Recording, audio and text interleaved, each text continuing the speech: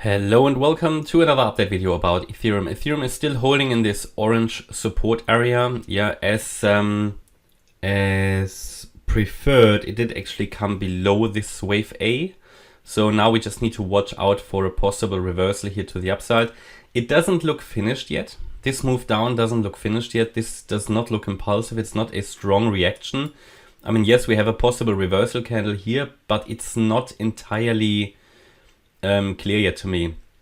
It doesn't look very convincing what's currently happening here as a reaction to that low which was made here at 1606. With 1606 though, we retested the previous highs, so that's why I mentioned ideally it goes below the below the low of the A wave, because then you've got all this support down here as well, and typically in an A, B, C correction. So I'm gonna show that to you again.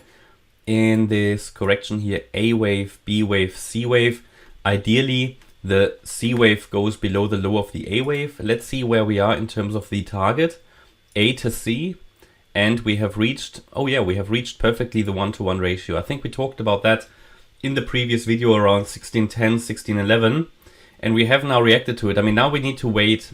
Is it something that's gonna turn around here? From a wave count point of view, we could say that's it. You know, it's done enough. And it's now moving up in a wave 1, and then we will get a 2. But it's obviously too early to say that. But so far it's looking perfect, but still it looks a bit unfinished. Because there's another way of counting it. You could say, if I go to the 15-minute chart, we could say that the wave B actually was finished here. You can do that because this high is slightly higher than this one. And then we actually started with the wave 1 here. Then we had a A, B, C to the upside in a wave 2. And then we had here a small 1, 2 setup. 3, 4, 5. But this was then the 5-wave move only off the 3rd wave. This is a 4th. And we are now coming down in a 5th. That's possible as well. If I look, however, here at the 5-minute chart, I mean, you could count this as a 5-wave move. It's not entirely, it's not great though. So if I keep it where it was, it doesn't look entirely impulsive. So I'm missing the structure that I can say, okay, I've got a clear 1, 2, I've got a 3, but then on the other hand, I'm looking at the 5-minute chart here. So of course there's a possibility, so we just need to be watching now if it's reversing. It certainly reached the target. So let's see if the bulls are strong enough. It could be here that we had obviously an A wave, a 1. This could be a 2 now, and then we would move up. This is something that we now need to be watching for. A wave down, B wave up, C wave down, something like this. A, B, C looks, would fit. Yeah, it would fit. Obviously, to make this work, we must not drop below the 1606 level anymore. And ideally, we are holding the 78.6 fib. So ideally, we're holding the 1612 level, 1611 level. If we drop below that, there's one last chance to turn around basically at 1609.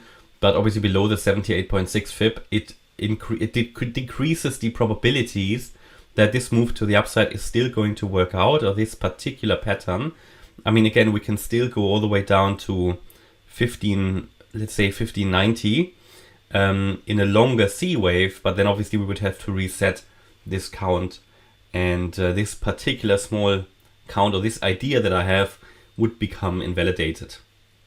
So it's important now that in this possible C wave that we're doing now, we need to hold the 1611 level, again maybe 1609, and eventually below 1606 it will get invalidated. If we are moving up currently, then yeah, I think this is currently the C wave. I don't think we've got a 1, 2, 1, 2, because this has just come down too much. I think we're gonna break this low, but obviously we're looking at the 5-minute chart, so really only sharing here my perspective. Because typically those so-called double bottoms, they typically don't hold. But then again, if we break now above 1631, it would be a good sign. And then 1631, and then also this high at 1637 would be a very strong sign that here a reversal has actually started. So it's going to be interesting. Maybe one more low. Not entirely convinced by this move yet, but if we now hold support, and that will be the moment of truth, then we have a good chance to reverse, and the confirmation we will then get if we break above this high at, obviously, just as I just said, above this wave 1 high and then the wave 4 high, the previous wave 4 high. But yeah, at the moment it's doing what it's supposed to be doing. Bulls now just need to be following through. And other than that, there is not much more to mention. Just to repeat again, should we drop below this orange level, then we have two possibilities. It could then either be that this is a larger 1-2 setup, that we had here a 1, we're coming down in 2, and then we have a chance to retrace a bit more, which isn't great, these counts. Yeah, counting all of this here as a wave 1, because it's a 3-wave move, I would have to count it as a 1-2, 1-2, which is also not great. Yeah, it's a bit less reliable. But that's one possibility. Then we could come down maybe into the 1540 region before we stop. But again, it's not reliable. And the other opportunity or possibility is that all of this, remember when we had the wave 4 here, where I told you all of this could still be an overshooting B wave. So we came down in A, moved up in B, even though it's quite strong. But if we break this support level, it's likely this was just an overshooting B wave, because we only have 3 waves. And if we then come down in a C wave, we have another chance to look at a reversal here in this green support area, which is still located between 1500 and 1370. Okay, and that's my update about Ethereum. Bear in mind, today we've got the member-only live stream. If anybody's interested in joining, feel free to check out the channel membership. Today we make the second it's a second round where we talk about how to use Elliott Wave together with indicators. Last week we covered the MACD. Today we want to cover moving averages and the RSI. It was a very popular live stream. That's why the community asked for a second session where we talk about the RSI and the moving average. If you are joining, you can always watch the previous recordings as well.